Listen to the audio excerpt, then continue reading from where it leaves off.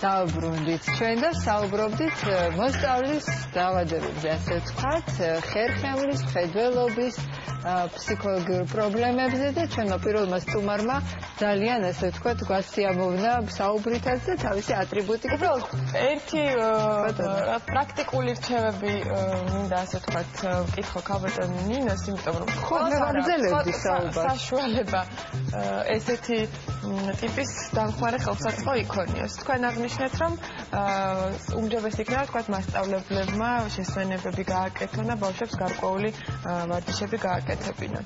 რა ხელა ინტენსივობით შეიძლება, ანუ სტატიკური პოზა, ასე ვთქვათ, რამდენ ხანში ერთხელ უნდა შეიცვალოს განსაკუთრებით დაწყებით კლასებში ბავშვებს? დაწყებით კლასებში 15-20 წუთის განმავლობაში, აი საკმარისია. მე უკვე ბავშვი ვეღარ ისვენებს ერთ ადგილზე და უფრო მოზარდებს, რა თქმა უნდა, საკმარისია ის შესვენება, რომელიც აქვთ ხოლმე. დაწყებითში სასურველია წამოდგომა, აი წეღანაც გაჩვენეთ ის თითების მოძრაობები, მაჯის მოძრაობები, გაზმორვითი მოძრაობები, ეს წინ უკან გაშლა ბეჭდაშუა არის.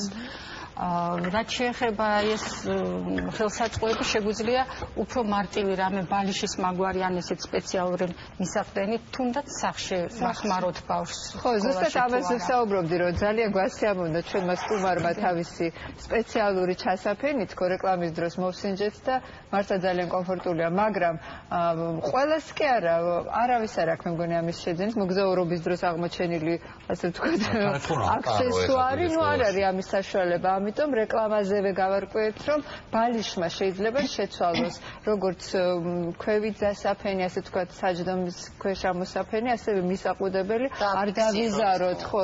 აი, ახლა რასაც გვიხსნით, ეს შეიძლება ბალიში. კი, ეს ეკონომ ვარიანტია საკმაოდ და შეიძლება, ხო, მუთაკა კი ბატონო. მოგეთ, როგორც მივხვდით, მთავარია იყოს ფიქსაცია? დიახ, აი ეს ჯდომის მანერა, ანუ საჯდომო ბორცვებზე მუცელი ცოტა წინ წაწეული და დაფიქსირებული წელი. მერე ეს ჩვევას აყალიბებს. თვითონ მოთხოვნა უკვე, მოთხოვნილება აქვს ბავშვს, რომ დაждდეს ასე. კიდევ ერთი კითხვა, როდესაც ვთქვათ, ბავშვი უკვე სკოლაში ჩადის, მშობლები ზრუნავენ ხოლმე 13-სადინო კუთხის მოწყობაზე და შეიძენენ მაგიტას, სკამს და ასე შემდეგ.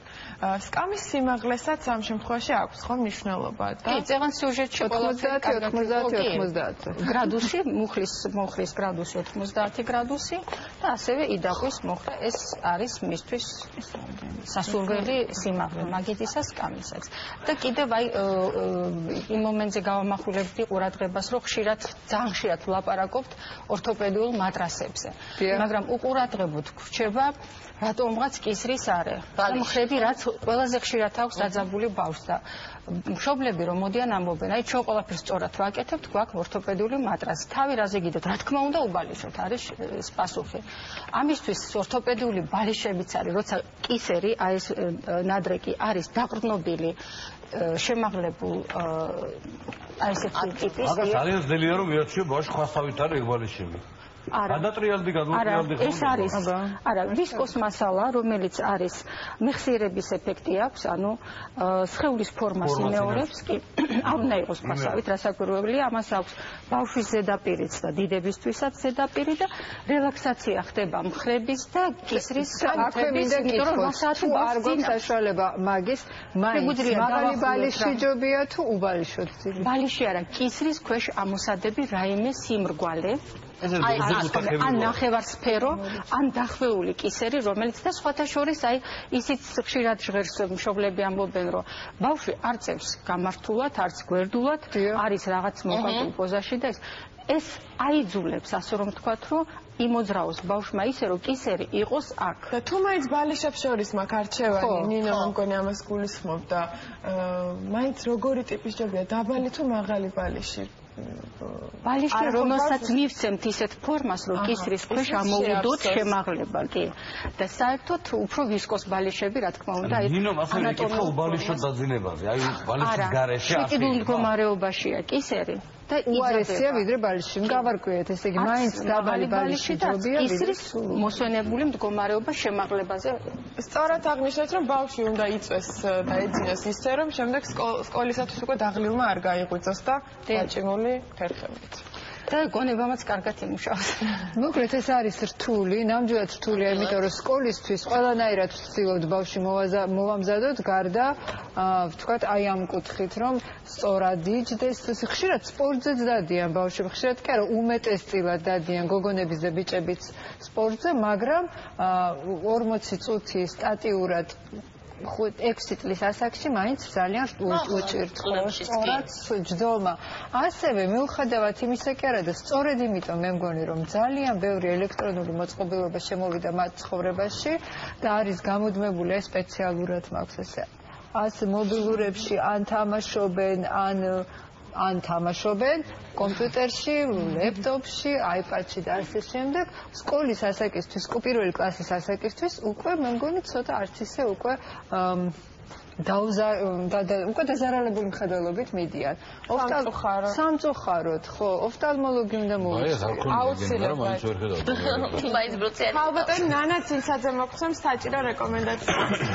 მოგზაინდეთ. სალამი, ქალბატონო ნანა. მე პირადად გიზდები ბავშვი ყველანაირი საყვარელია, მაგრამ ატარებს რომ პატარა სათვალები უკეთებს ხოლმე, ამაზე საყვარელი ხო, მაგრამ დედებს უსკდებათ ხოლმე გული. მაგრამ ხო, რა კარგია, როდესაც ხვის ბავშვს უკეთია და გესაყვარლება, მაგრამ რა ქა პრობლემაა ალბათ. როგორ დავიცვათ ჩვენი შვილები? ან თუ უკვე აქვს პრობლემა რომ არ გაუარესდეს ან არ შეექმნა ზოგი. ან როგორ მივაქციოთ ყურადღება რომ არ გამოგვეპაროს რომ უკვე მხედველობის პრობლემა აქვს, მე რაც გავიარე ის. აი, ფერასტრით. იცით არის სკოლამდელ ასაკში გამოვლენილი პრობლემა, უფრო ძალაუნებურად მეტ ყურადღებას იპყრობს მშობლის მიერ და ხრივ და ამიტომ ბავშვი კონტროლის ქვეშ უკვე არის. მაგრამ როდესაც სკოლაში მიდის ბავშვი, არის რაღაც რაც მას ჰქონდა და არ გლინდებოდა არანაირი სიმპტომი, იმიტომ რომ მისი მხედველობის დატვირთვა იყო ესეთი აბსტრაქტული, რაღაც გაიხედა ტელევიზორს უყურე, ამიტომ რამდენად კარგად, რამდენად მკაფიოდ ხედავდა ბავშვი. კონკრეტიკას არ მოითხოვდა. ეს არც თვითონ გზნობდა, არც მშობელი გზნობდა, არც ვერავინ პედაგოგიც არც ყავდა მანამდე, ვინც ამაზე მიაქცევდა და გაამახვილებდა ყურადღებას.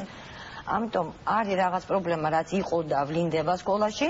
არის პრობლემა, რომელიც არ ყოფილა და სკოლაში არასწორმა მხედველობითმა დატვირთვამ გამოიწვია და ხელი შეუწყო განვითარებას და ერას თქვენთანეთ. და არის მაინც ჭუტვა პირველი, ჩვენ ეს არაპროფესიონალურად ვიცით, რომ ჭუტვა არის პირველი სიგნალი ასე ვთქვი. ხო. ეს არის ახალმხედველობისთვის დამახასიათებელი, მაგრამ შორსხედველობა, რომელიც იყო, შორსხედველობა არ ჩნდება, შორსხედველობა ვლინდება. მაგრამ შორსხედველობა ასტიგმატიზმენ ყოველ თანდაყოლილია, მაგრამ მოთხოვნა მხედველობისადმი მანამდე იყო სხვა, შესაბამისად ეს არ ვლინდებოდა, მე უკვე როდესაც დაჭირდა კითხვა, დაჭირდა დაფაზე რაღაცის დანახვა, ეს უკვე ვლინდება სიმპტომები, სუბიექტურად ვლინდება. ამიტომ ბავშვი მანამდე ბუნდოვნად ხედავდა და შემდეგაც ბუნდოვნად შეიძლება არც გითხრას მშობელს, ხო, რომ რაღაცა ისე არ არის. ხო, აი თვითონ ვერ გზნობს ამას. ამ მშობელმა უნდა შენიშნოს, ამ მასწავლებელმა სკოლაში ვერ დაფაზე ვერ დაინახა. ნუ როგორც გაბატონებაა შემთხვევაში დაინახა, რომ დედამ რომ მოჭუტა თვალი. ნუ რაღაცით ვლინდება სუბიექტურით, ვიდრე ეს ასე მოხდება. უკვე იქ რაღაცა შეიძლება ჩვენ დავკარგეთ დრო. რაც შეიძლება და ყოფილიყო თქვა ჩვენთვის აი პრობლემის შემსუბუქების, ან პრობლემის არ განვითარების გზა. ამიტომ ჯობია ვიდრე ბავშვი მივა სკოლაში, ეს სკოლამდელ ასაკში. მივიყვანოთ თვალის ექიმთან, ყოველ შემთხვევაში ჩვენს მაინც გვეწოდინება რა აქვს და როგორ წარმართოთ ის შემდგომი მხედველობითი დატვირთვა, რაც მას ექნება. რადიკალურად იცვლება მხედველობითი დატვირთვა სკოლის ასაკში, რაც უკვე ბევრი პრობლემის მიზეზი ხდება. ძალიან ბევრია ახალმხედველი ბავშვი. არის ძალიან ბევრი, აი შორსხედველობა მე თქვენ თანდაყოლილია. ხო, მაგრამ შორსხედველობა არ პროგრესირებს, მაგრამ მას ძალიან ერთი ცუდი თვისება აქვს. შეიძლება განვითარდეს ზარმაცი თვალი. ეს რაც ნიშნავს, თვალი ჯამრთელია, მაგრამ თავის ფუნქციის არასრულად შესრულების გამო ის ზარმაცდება, არასრულებს თავის ფუნქციას. ამ შემთხვევაში ამბლიოპიას ანუ ზარმაც თვალთან ბრძოლის ასაკი ოპტიმალური არის 8, ნუ მაქსიმუმ 10 წელი. ესე იგი 8 წლამდე მოვასწროთ. შემდეგ ჩვენ შეიძლება დავაგვიანოთ. და მთელი ცხოვრებით ეს ბავშვი უკვე დასრული ადამიანი დარჩება თავისი ზარმაცი თვალით. ასე ეს ოპტიმალური დრო. ზარმაცი თვალი რას ნიშნავს? ანუ როგორ გამოიხატება ეს პრობლემა? ცუდად ხედავს. მაგრამ თვალი იმ შემთხვევაშია ზარმაცი თუ ის ცუდად ხედავს სათვალის შიც, კონტაქტურ ლინზას შიც. ანუ ობიექტურად იქ რაიმე ორგანული პათოლოგია არ არის, თქვა რაღაც დაავადება, მაგრამ იმიტომ რომ ის არ ასრულებდა თავის ფუნქციას, თქვა ის 7 წელი, 10 წელი, რაღაცის და გამო ფუნქციის აღშენების გამოვიზარმაცდება ბატონო. გამიგია ესეთი ყოფითი შემთხვევები, რომ რაღაც ეს ასაკობრივია. ვთქვათ, რამდენიმე წელი სათვალეს იხმარს და შემდეგ დასრულდება ეს პრობლემა. მითია თუ რეალობა? ასაკობრივი ერთადერთი რაც არის, შორსხედულობა, როგორც ჩვენ ყველა ჩდებით შორსხედველები. შორსხედულობის ხარისხი, ვთქვათ, სხვა არის პატარა ასაკში, ჩვენ ვიზრდებით შორსხედულობის ხარისხი იკლებს. და შესაბამისად ეს შემცირდება. მაგრამ ახლომშევლობა არ შეიძლება გაქრეს. ის თუ არის, ან მოიმატებს, ან დარჩება ისეთი, როგორც არის საუკეთესო ვარიანტი.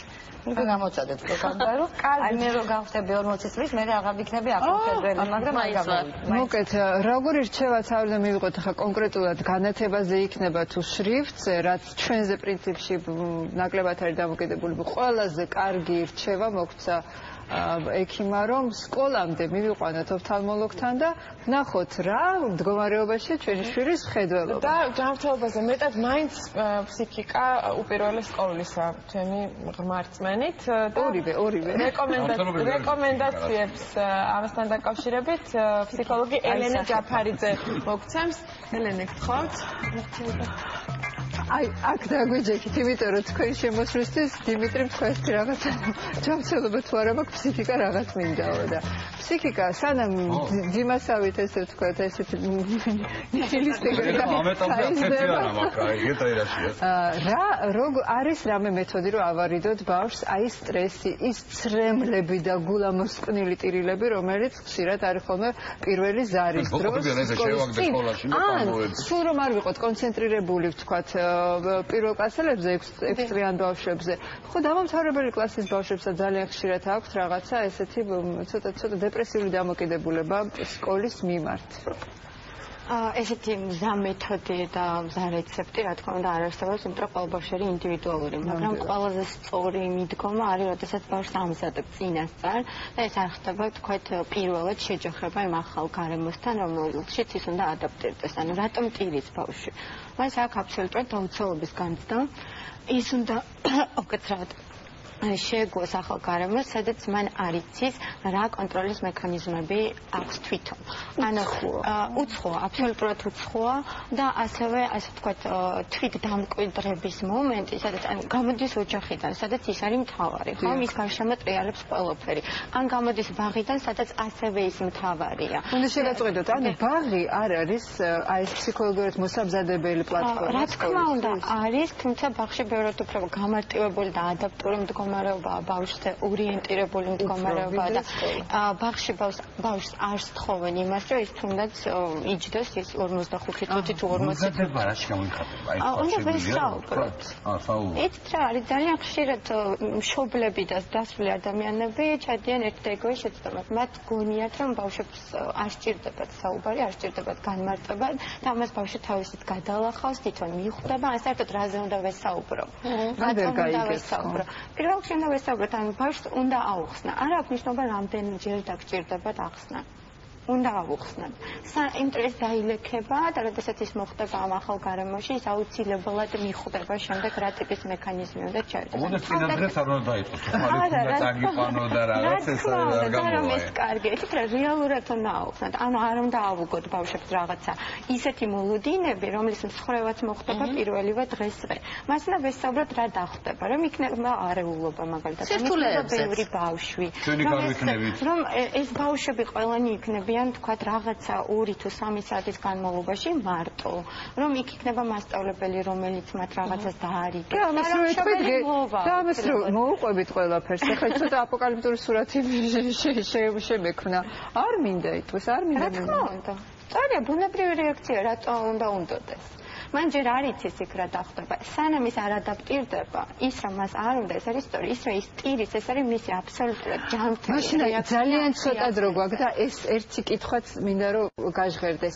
აი ძალიან სწორი რომ არ უნდა. და ასეთ შემთხვევაში ხშირად დედები დგანან ან სხედან იქვე მერხზე, ან ხელი აქვს შეყოფილი, ეს შემთხვევაც ვიცი მე, ასე ხელი უნდა ყოფილიყო შეყოფილი დედის.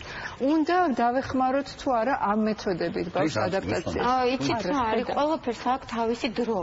ანუ არც ის არის სწორი, რომ ბავშვი ასე ვთქვათ, შევავდა და ისეთი სტრესი შეიძლება მან განიცადოს, რომელიც ძალიან ძვირად დაგვიჭდეს შემდგომში, იმიტომ რომ ეს არ არის მარტივი სტრესი.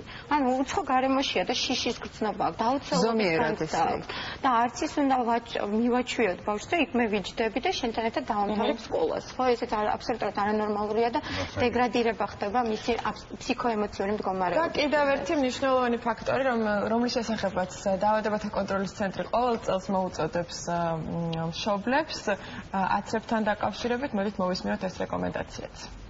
ვაქცინით მართვადი დაავადებებისაგან ბავშვების დაცვის ერთადერთი საშუალება არის იმუნიზაცია და ეხლა მით უმეტეს როცა ეს ბავშვების თავმოყრა ხდება კოლექტივებში ძალიან იწერს მაღლა რისკი რომ ეს ბავშვები დაავადდნენ იმ დაავადებებით რომლის პრევენცია შესაძლებელია იმუნიზაციით. ამიტომ სწორედ სასწავლო პროცესის დაწყების წინ კიდევ ერთხელ მოვუწოდებთ ყველა მშობელს გადახედონ თავიანთი შვილების აცრის ბარათებს მათი აცრის სტატუსებს და დაუსრულონ ვაქცინაცია ბავშვებს, რომელიც ესაჭიროებათ კონკრეტული ასაკისათვის. სკოლებში არავინ არ მივა ასაცრელად, თუმცა პედაგოგებს სრულიად უფლებამოსილები არიან გადახედონ ბავშვის ჯანმრთელობის ცნობას, მათში მითითებულ აცრის სტატუსებს და სთხოვონ მშობლებს დამატებით კიდევ რომ დაუსრულონ ბავშვებს ვაქცინაცია.